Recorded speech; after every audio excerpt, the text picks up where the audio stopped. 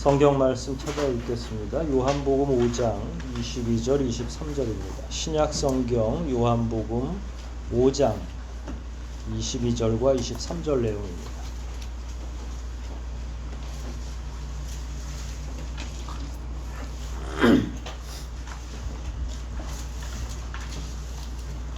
요한복음 5장 22절 23절 말씀입니다. 찾으셨으면 그 내용을 살피면서 우리 한 목소리로 같이 읽도록 하겠습니다. 요한복음 5장 22절 23절입니다. 합독합니다. 읽기를 시작하겠습니다. 아버지께서는 아무것이 사단치지 않고 심판하는 일을 모두 아들에게 맡겨 모든 사람이 아버지를 공경하듯이 아들도 공경하도록 하셨다. 아들을 공경하지 않는 사람은 아들을 보내신 아버지도 공경하지 않는다. 아멘.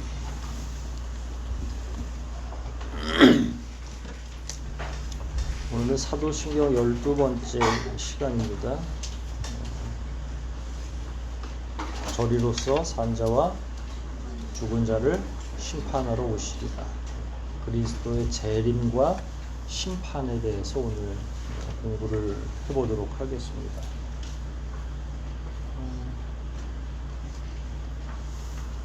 다른 일들은 이미 다 지났죠. 예수님의 사역 가운데. 근데 예수님의 사역 가운데 하나가 아직 남아있죠. 그게 뭐죠? 재림과 심판. 근데 남아있는 일이긴 하지만 우리가 또 잘 알지 못하는 영역이기도 하죠. 왜 잘 모르냐면 공생애와 고난, 그 다음에 죽으심, 부활하심, 승천하심, 이 모든 것들은 다 목격을 했죠. 주님의 제자들이 전부 목격을 했고, 제자들 뿐만 아니라 120성도 또 그 이후에 더 많은 사람들에게 주님이 부활하신 것까지 전부 다 보여주셨으니까 할 말도 많고 목격자도 많아요. 근데 재림은 어때요? 아직 일어나지 않은, 경험해보지 못한 일인데다가 성경에 그 방법이나 내용이 많이 기록이 되어 있어요. 별로 많이 기록이 안 되어 있어요. 다른 것에 비해서는 기록이 턱없이 부족하죠. 주님은 다시 오실 거야. 그리고 심판하실 거야. 요 말씀을 하시고 나서 그 이후에 2000년 동안 연락이 없으셔요. 그 시화 때는 아무도 모른다고 아무리 그러셨어도 조금 준비해라 라든지 이때쯤 준비하면 될 거야 이렇게 얘기하셨으면 참 좋겠는데, 그것도 들었다고 하는 사람들은 많아요. 역사상 예수님 언제 오실지 자기가 들었다고 해서 막 1996년 막 10월에도 막 연희동 쪽에 모이고 막 그랬었죠. 그때 막 SBS나 막 방송국도 다 왔어. 예수님 진짜 오냐. 근데 안 믿고 왔죠. 만약에 진짜 믿었으면 그 방송국 기자들이 거기 올 상황이 아니죠. 그러니까 잘 알지 못하는데 소문만 무성한 상태. 그러면 우리는 어떻게 해야 되나요? 그런 상황을. 우리의 믿음의 특성상 때에 따라서는 손에 못자국을 만져보고 믿을 수도 있지만 어떤 사안에 대해서는 추측은 가능하지만 확신하지 못하는 어렴풋한 내용들이 있어요. 하지만 그걸 누가 얘기했느냐에 따라서 완전하게 신뢰할 만한가 그렇지 않은가가 달라지고, 적어도 오셔서 공생애를 사시고 부활 승천하시는 것까지를 보여준 주님이 말씀하셨다면 이건 굉장히 믿을 만한 거죠. 하지만 저 같은 평범한 사람들이 범부가 이야기를 했다면 주님 언제 오실 거예요? 라고 이야기하면 믿어요? 안 믿어요? 믿으시면 안 되는 거죠. 앞으로 제가 머리가 이상해지거나 미치지 않는 이상은 주님은 언제 오실 거다라고 얘기할 수가 없겠죠. 건전한 신앙은 원래 그렇습니다. 대신 여러분들은 주님은 믿으니까 주님이 뭘 말씀하셨어요? 다시 오실 거라. 다시 온다고 분명히 말씀하셨고 심판하실 거라고 이야기하셨으니까 그건 믿을 수 있는 거죠. 그래서 우리는 일단 그걸 믿고 보는 거예요. 믿음이라는 게 원래 그런 거죠. 보이는 것들의 실상, 우리가 수련회 가서 그 이야기를 계속 나눴었는데 실제로 우리는 그것이 이루어질 것을 완전하게 신뢰하고 지금 기다리고 있는 거죠. 추측은 우리의 몫이에요. 이렇게 오시겠거니 하는 생각 내지는 뭐 추측도 못할 수는 없잖아요. 근데 그거를 잘못 발설하면 성경적이지 않을 수도 있고 그러니까 상상을 하되 성경을 뛰어넘을 수 없다. 그래서 상상할 게 별로 없어요. 왜냐하면 성경에 기록 별로 없는데 뭘 그걸 뛰어넘겠어요. 우리 지식이나 상식으로는 사실 알려주셔도 이따가도 말씀드리겠습니다만 제대로 이해할 수가 없어요. 왜냐하면 예수님이 육신으로 계실 때 하신 말씀은 육신에 해당되는 상황에서 판단하고 이해할 수 있는 수준으로 비유도 하시고 예화를 드시기도 하시고 근데 이제 영의 상태로 오시는 부분에 관해서 얘기하실 때는 아무리 얘기하셔도 저 위에서 벌어지는 일을 우리는 상상하기가 어렵다. 재림이라고 하는 건 어떤 의미입니까? 그리스도의 재림과 심판이니까 다시 제자예요. 그 다음에 림이라고 할 때 이거는 임인데 임재한다라고 하는 거니까 다시 임재하신다, 다시 오신다라고 하는 의미죠. 사실 성경의 많은 개념들 가운데 신학적인 개념들 가운데 가장 반전을 꾀하는 용어 중에 하나예요. 이 재림이라고 하는 거 완전히 모든 게 다 뒤집어지는 용어예요. 예를 들어서 재림이라고 하는 건 다시 오신다고 한 거니까 처음에는 어떻게 오셨어요? 예수님이? 그걸 우린 초림이라고 보통 한자로 표현할 땐 얘기하죠. 예수님이 처음에 이 땅에 오실 땐 어떻게 오셨어요? 막 건강하고 요즘에 그 슈퍼 히어로물 있잖아요. 망토 걸치고 여기 뭐 S자 써 있고 막 이렇게 아니면 뭐 망치 큰 거를 우주에서 날라온 망치를 들고 오신 게 아니라 아기 예수. 아기라고 하는 건 힘이 있어요, 없어요? 그 안에 영은 존재하긴 하지만 자기 능력으로 할 수 있는 게 아무것도 없어요. 심지어 인간이 제일 약해.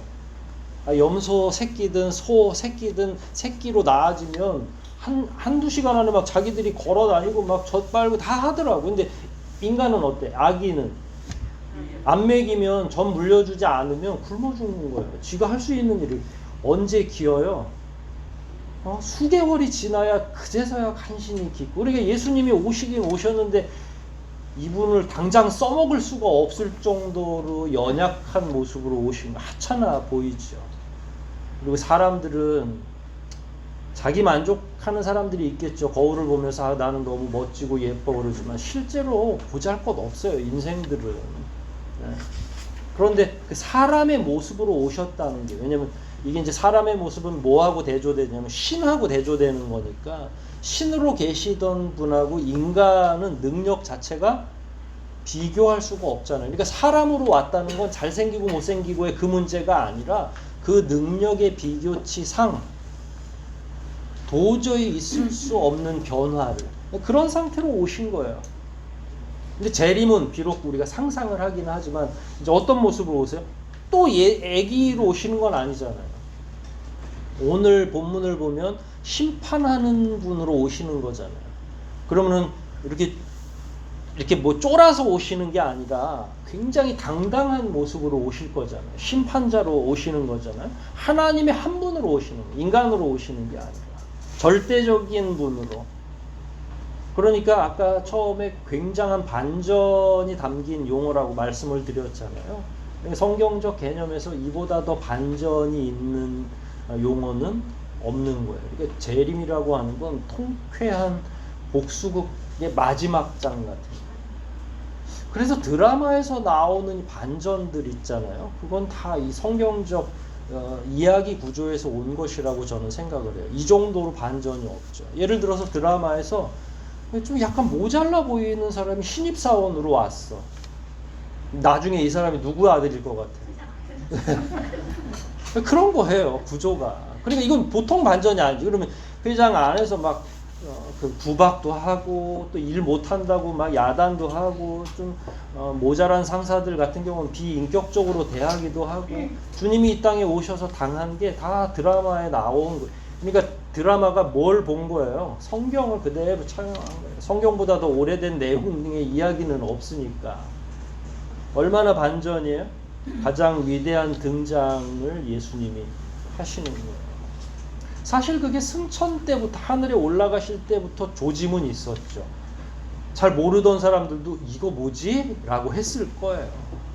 우리가 죽인 사람이 바로 그란 말이야? 부활했을 때 깜짝 놀랐을 거고 승천했을 때는 말을 잃었을 거고.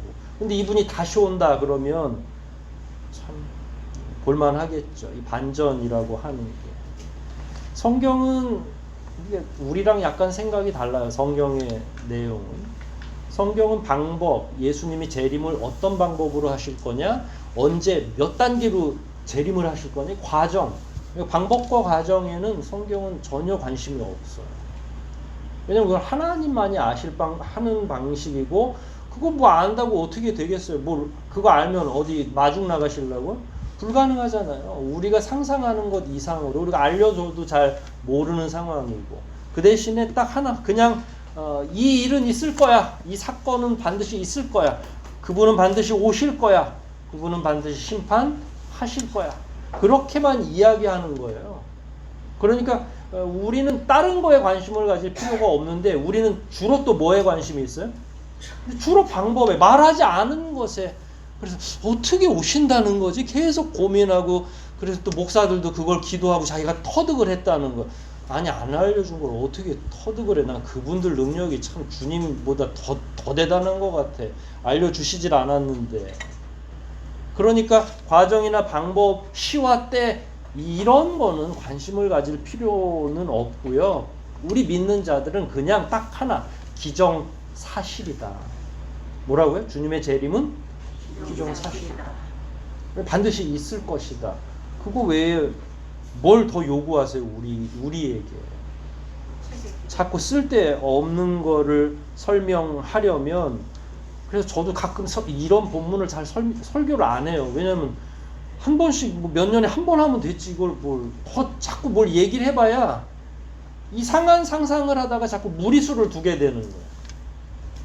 여러분, 이단 시비가 일어나는 목사님들 왜 자꾸 일어나냐면 성경에서 안 가르친 걸 자꾸 자기가 뭘 깨달았다고 얘기하다가 이단 시비가 일어나는 거예요. 그래서 저는 애시당초에 자신이 없는 부분은 설교를 안 해요. 왜냐면 아는 것도 별로 없는데 알려주시지도 않은 걸 또 어떻게 알겠어.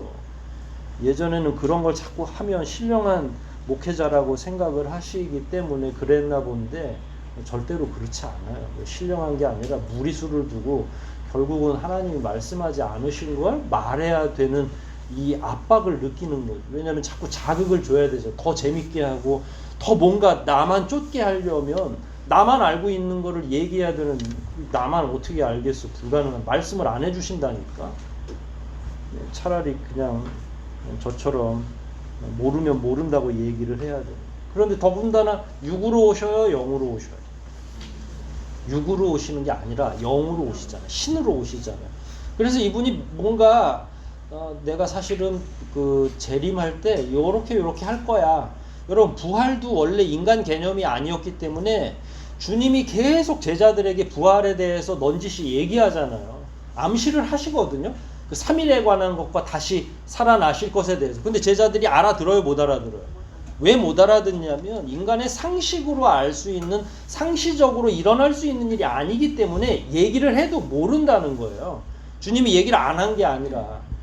그래서 주님이 한참 제자들을 보시다가 얘네들이 부활 때도 그랬고, 뭐 승천, 내지는 다시 재림? 이거 뭐 얘기해 줘봐야 영으로 오는 그 방법에 대해서 아무리 얘기를 해줘도 인간 상식선에서 해소하고 해결하고 상상할 수 있는 거를 뛰어넘는 것이기 때문에 얘기해 줘봐야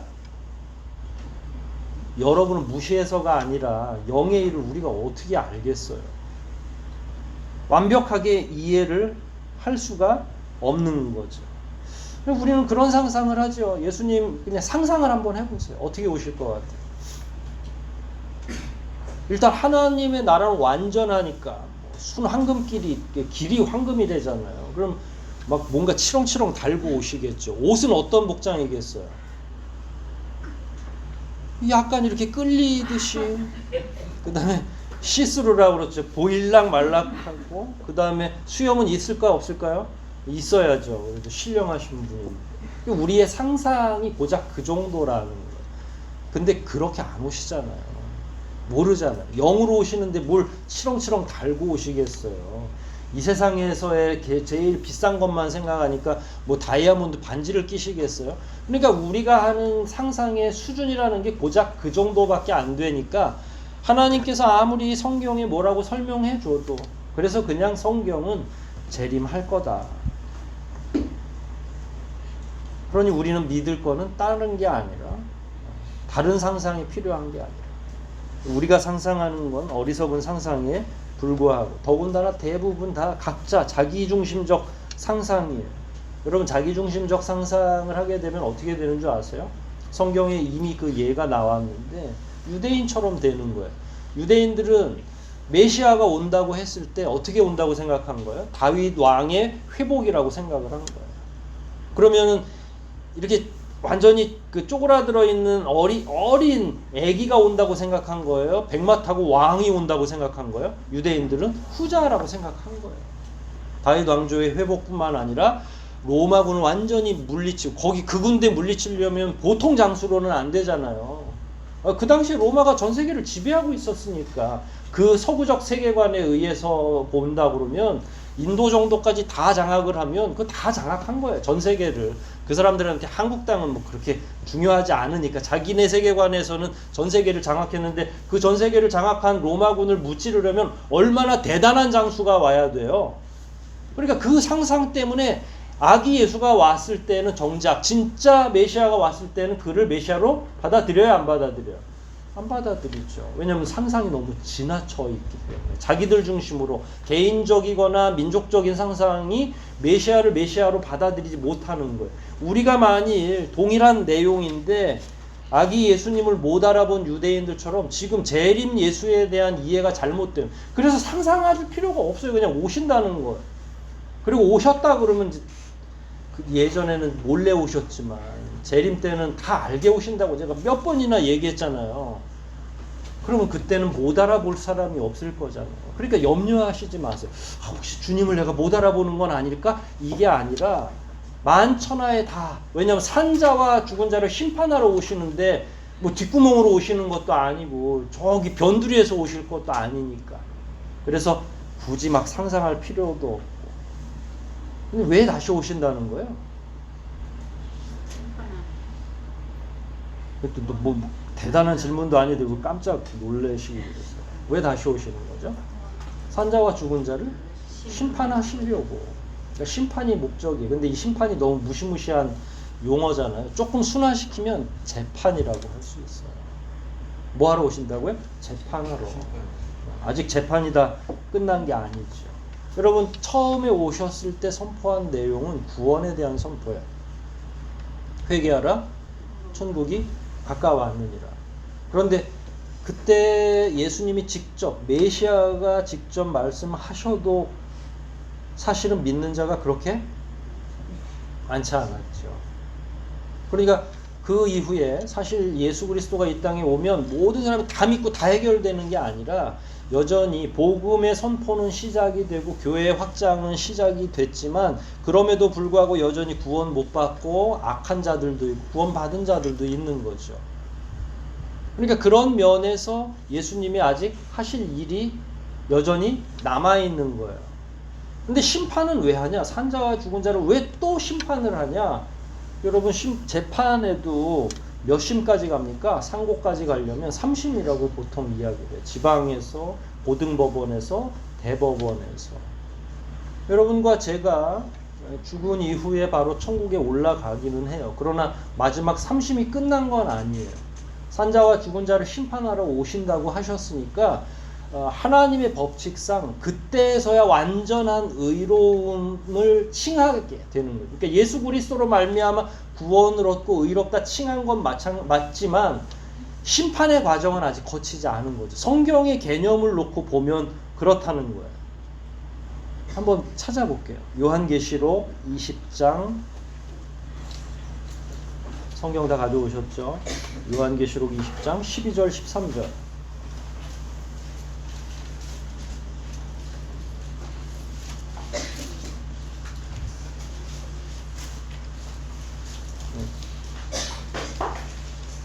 신약 성경인 건 알고 계시죠? 요한계시록 20장 12절 13절 찾으셨어요? 이게 성경 종이가 얇아가지고 자꾸도 그냥 거기서 자꾸 막 2장 3장 같이 넘겨져 있어요. 12절 13절이에요. 20장 같이 읽을게요. 시작. 그리고 나는 죽은 사람들이 모두 그 보좌 앞에 서 있고 책들이 펴져 있는 것을 보았습니다. 거기에는 또 다른 책이 한 권 있었는데 그것은 생명책이었습니다. 죽은 사람들은 그 책들에 기록된 장세기의 행위에 따라 심판을 받았습니다. 13절이 중요해요. 시작. 바다와 죽음과 지옥도 죽은 사람들을 토해냈으며 그들은 각자 자기들의 행위대로 심판을 받았습니다. 이게 참 어렵죠. 제가 아까 말씀드린 것처럼 사실은 이렇게 말씀을 해주셔도 잘 이해가 안 돼요. 영의 일이기 때문에.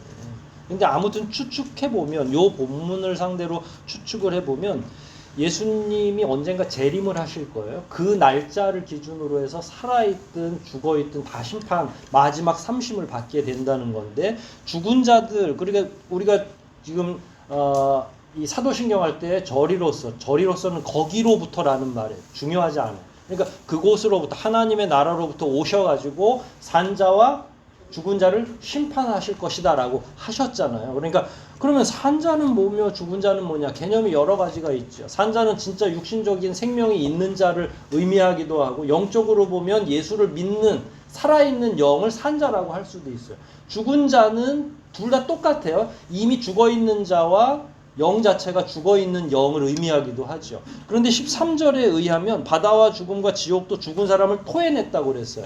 그러니까 마지막 심판 때에는 죽은 자들도 다 줄을 다시 선다는 거예요. 그러니까 아까 제가 삼심제로 얘기한 까닭이 여기 있는 거예요. 이 본문 때문에. 우리는 여기서 죽으면 그 자체가 심판인 줄 알았는데 유보되고 있는 거죠. 마지막 완전한, 그러니까 이게 무슨 얘기냐면 이 세상까지 다 정리를 해야 하나님께서는 다 정리하셨다고 생각을 한 거예요. 그때까지는 유보한 거예요. 왜냐면 육신으로는 영원히 살 수가 없으니까 이 지경 자체를 심판하실 거니까. 근데 그것도 어떻게 하실지는 나도 몰라.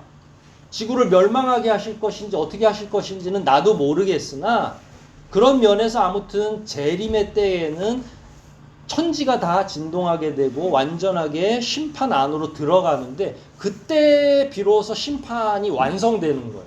심판도 완성이 있다는 거예요. 그랬을 때는 이미 죽은 자들도 나와서 줄을 서야 되니까 13절 다시 보면 바다와 죽음과 지옥도 죽은 자들을 토해낸다고. 왜 토해내요? 하나님 앞에 세워야 되니까. 그래서 의롭게, 우리는 사실 지난주에도 설교했지만 죽으면 그 즉시로 천국으로 간다고 했잖아요. 그러니까 천국에 가서 대기하는 거예요. 살고는 있지만 마지막 하나님이 의롭다 칭하는 완전한 그 심판은 도래하지 않은 거죠.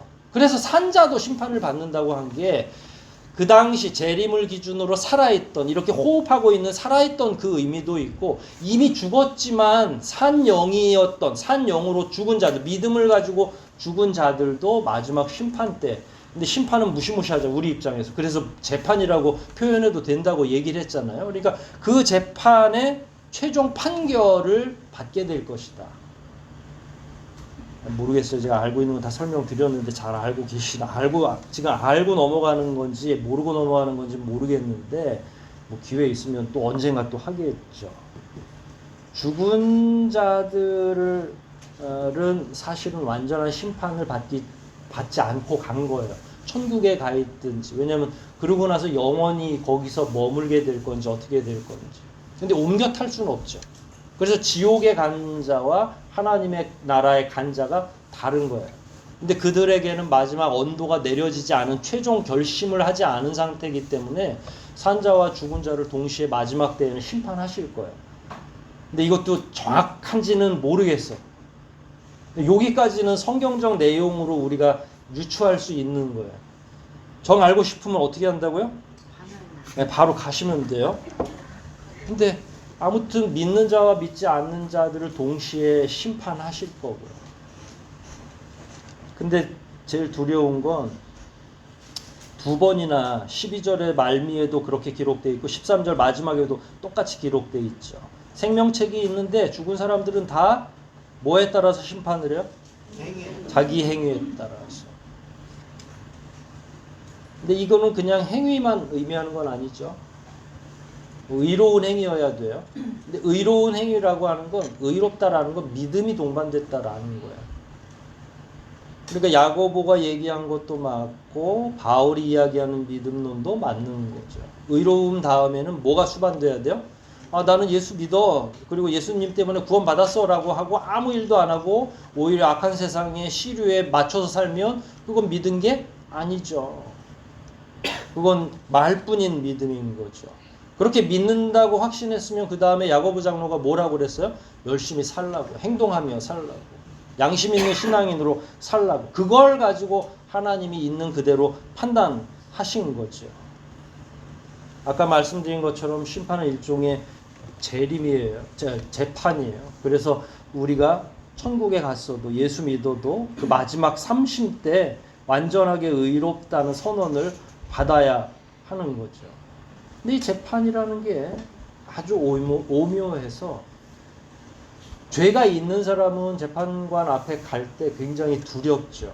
왜냐하면 심판관이 몇 년을 선언하느냐에 따라서 길게 살 수도 있고 풀려날 수도 있으니까. 근데 원래 죄가 없으면요.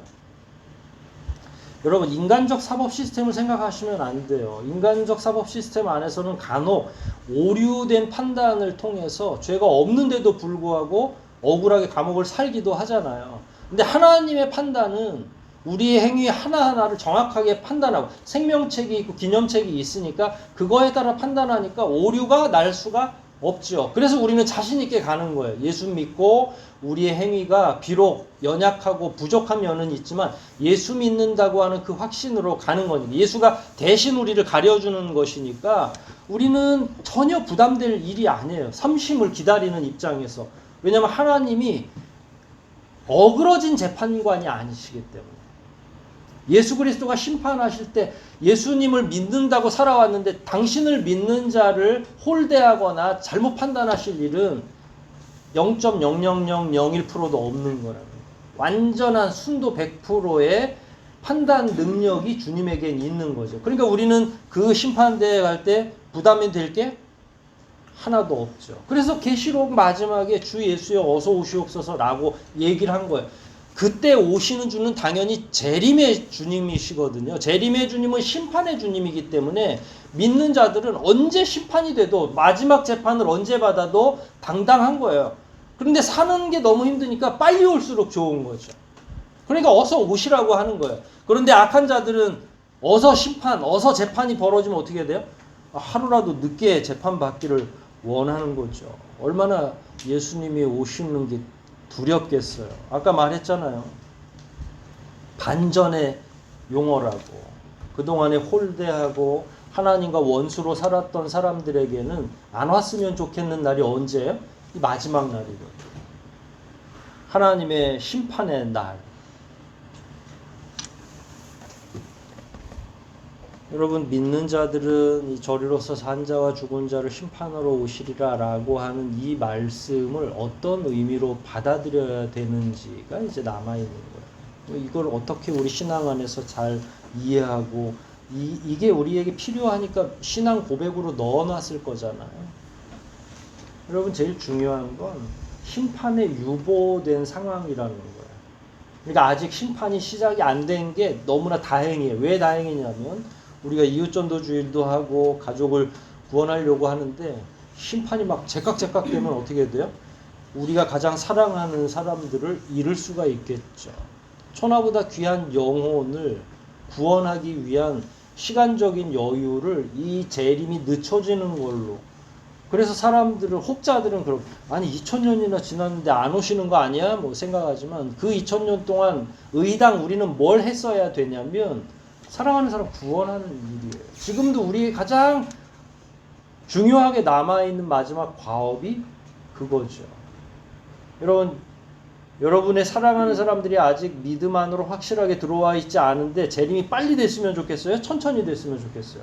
그러니까 우린 범죄자들하고 다른 의미에서 조금이라도 늦춰졌으면 좋겠는 거죠. 그러니까 하나님께서 심판을 유보하신 까닭은 딱 그거 하나예요. 사람들을 더 많이 널리 구원하게 하시기 위해서. 그럼에도 불구하고 믿는 자들이 늘어납니까? 줄어들고 있습니까? 줄어들고 있는 거죠. 그런 면에서 하나님의 시간은 감히 예측해 보건대 이제 자꾸 마지막 때가 가까워 오고 있구나. 세상이 점점 더 악한 것으로 보아서. 또 하나 믿는 자들은 이 구절을 보면서 위로를 받을 수 있죠. 어떤 위로가 되겠어요? 제가 아까 반전 얘기하고 드라마 얘기했잖아요. 여러분, 우리가 예수를 믿는 그 순간부터 예수와 우리 사이에는 동일체 의식이 있어야 돼요. 예수가 고난받으면 그 고난이 내 아픔이고 내 고난인 거죠. 내가 고통을 당하는 건 또 누가 체휼하고 계시죠? 예수님께서 몸소 체휼하고 계시는 거죠. 성도의 아픔을 하나님이 모르세요?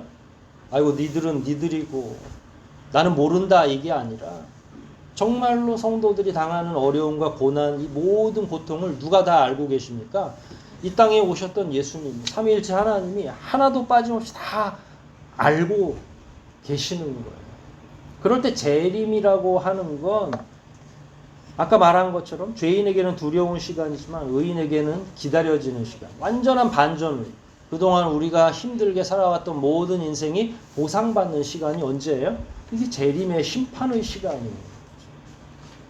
지금은 그렇지 않지만 예전에 믿음을 지키려고 고난을 받았던 신자들이 많이 있죠. 참 고통 많았을 거예요. 그 사람들이 뭘 기대하겠어요? 그게 바로 재림이에요. 예수님의 심판이 오면 그때 모든 게 밝혀지고 우리는 그야말로 하나님의 나라의 가장 화려한 의의 면류관을 받아 쓸 것이다 라고 하는 소망이 있었던 거예요. 그걸 가지고 현실적인 고난과 어려움을 견뎌내는 힘이 되는 거죠. 여러분들은 뭘 가지고 이 어려운 시절을 살아냅니까? 쉽지 않은 시대를 우리가 살아가고 있는 거예요. 바로 이런 거죠. 여기에서. 그동안에 우리는 그냥 이걸 외우는 걸로만 생각을 했지 이게 뭘 위로가 되겠어 하지만 주님의 재림이 있으면 저하고 여러분이 위로받을 거예요. 그때서야 비로소 진짜 쉼을 얻게 되는 거니까.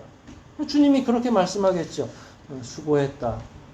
너희들이 그동안 교회의 사명을 유지하고 지키느라고 한 영혼이라도 더 구원하겠다고 종종걸음 친 것, 이 모든 의로운 행위들을 내가 너희들에게 칭찬해.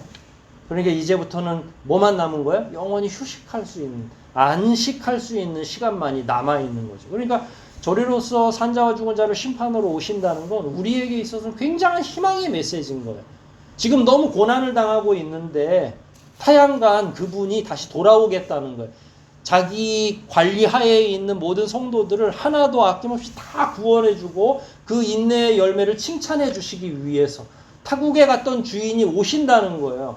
그럼 열심히 일한 사람들은 주님이 오시기를 기다릴 거고 열심히 일하지 않은 자들은 그가 안 왔으면 좋겠는 거죠.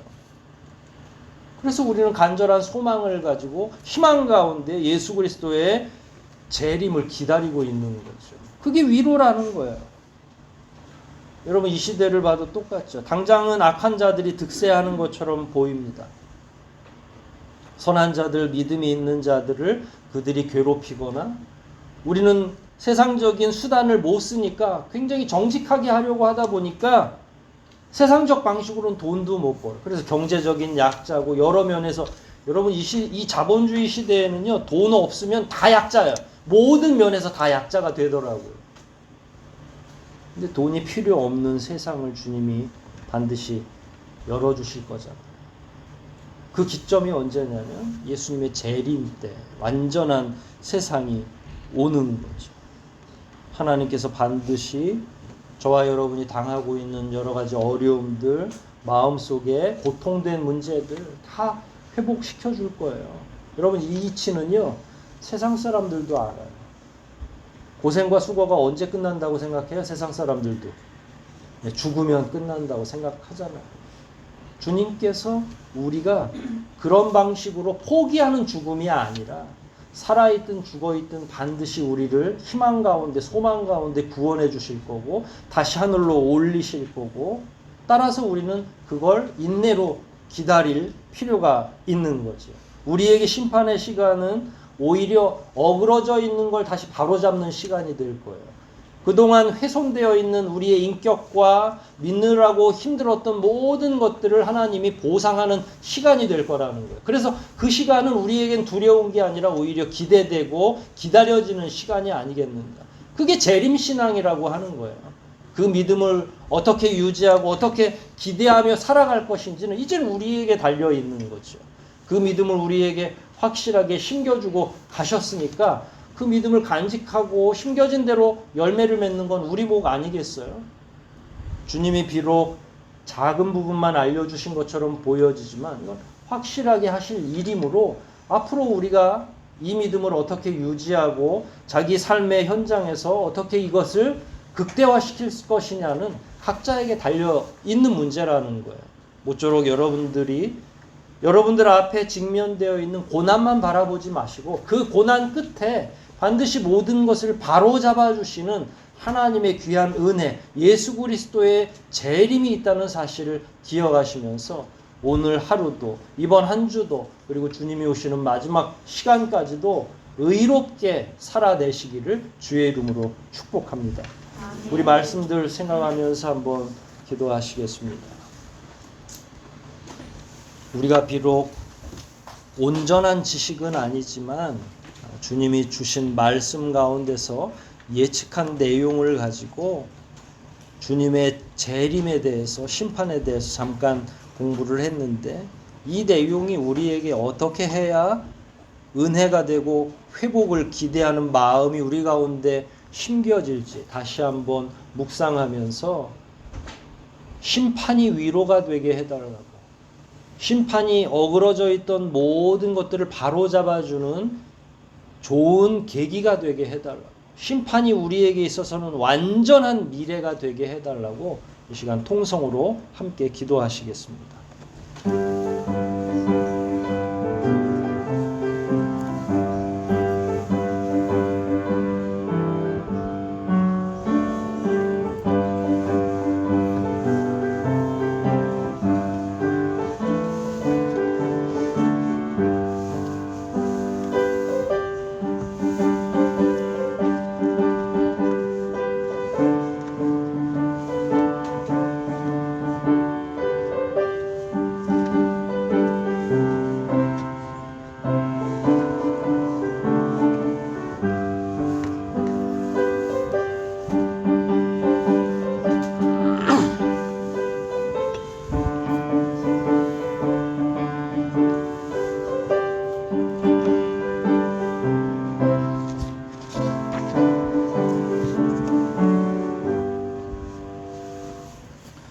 하나님, 비록 우리에게 주어진 지식은 짧지만 그럼에도 불구하고 기록된 말씀에 의지해 볼 때 주님의 재림과 심판은 오히려 우리에게 희망과 소망의 시간이 되는 것을 알게 되었습니다.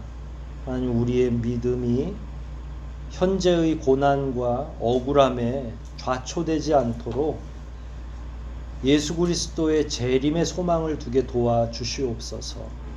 재림을 희망하는 자들이 어찌 살아가는지 우리에게 숙제처럼 남겨졌는데, 주님의 심판을 기대하는 마음으로 더욱 올곧게, 더욱 의롭게 이 시대를 살아내는 지혜로운 신자들이 다 될 수 있도록 큰 은혜로 덧입혀 주시옵소서.